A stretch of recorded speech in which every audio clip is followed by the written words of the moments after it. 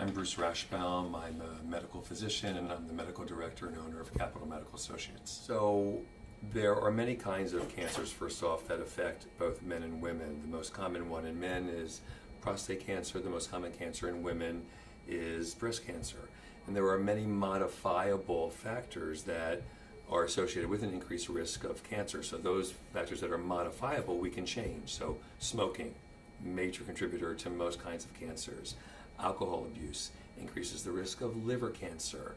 And obviously some sexually transmitted diseases, specifically HPV, is associated with oral and throat cancer, cervical cancer, anal cancer. So obviously getting the HPV vaccination at an early age is key to prevention of that. And so really just making yourself aware, knowing your family history, all those things that you can do to have knowledge and then be screened appropriately will hopefully prevent or diagnose cancers at an early and manageable, treatable stage. Rapidly growing cancer is really skin cancer and melanoma. And so educating patients as to what to look for, and obviously avoiding that condition or that factor that increases the risk of melanoma, sun exposure, and more commonly sun tanning salons, which really should be outlawed. What can a new patient expect in your cancer prevention protocols here at the office? So everyone that comes in for a physical exam gets a thorough review of systems and history and family history. So if there's a strong family history of certain cancers, we are very aggressive in screening for those genetic mutations that tend to increase the risk of certain cancers. So people have probably heard of the BRCA analysis. So we are aggressive if there's a family history of early cancers, of a similar kind of cancer in multiple family members, or unusual cancers. And also if you're of a certain faith. So in the Ashkenazi Jewish individual, 1 in 40 of them carry a genetic mutation that increases their risk of one of those mutation-associated cancers. I'm a big screener for lung cancer, so everyone gets a chest x-ray every 5 years, even though there's not a guideline that says this is what you should do. I recommend everyone at age 50 see a dermatologist for an annual skin evaluation. We also do that during the physical examination. If there's a family history of skin cancer, people should see a dermatologist at an earlier stage, and we educate them as to what to look for. In men, prostate exams and prostate blood tests we do routinely.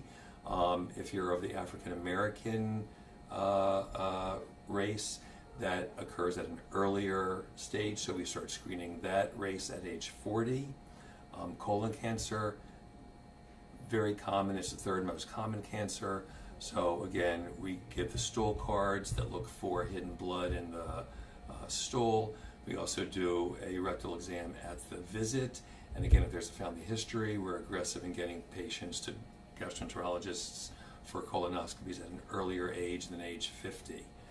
Breast cancer, again, we educate women about doing self-exams and getting mammograms, and even men who are also at a risk for breast cancer. We educate men about that, need to do self-examinations.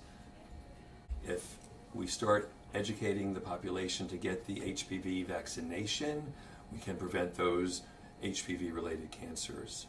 That's probably the biggest. Well, I think we are aggressive in screening and educating. Again, we are one of the few practices that does the myriad genetic testing for those mutations that are associated with those genetic associated cancers. I do chest x-rays in my patients every 5 years, even though there's not a guideline that says it should be done. We're aggressive in getting PSAs, especially in the African American race, at a younger age. And again, if there's a family history, we always ask about family history because there's an association. If it's in a family member, you're at a greater risk for that. Yes. Well, it's a small part of the practice, but certainly we see all demographics in a big urban city. So we do a lot of HIV research. We also do a lot of weight loss research. So we were involved in the clinical trials that looked at Contrave, which is a medication for weight management. We're also aggressive in cardiovascular disease research. So we're involved in some of the clinical trials that looked at some of the new PCKS9 inhibitors.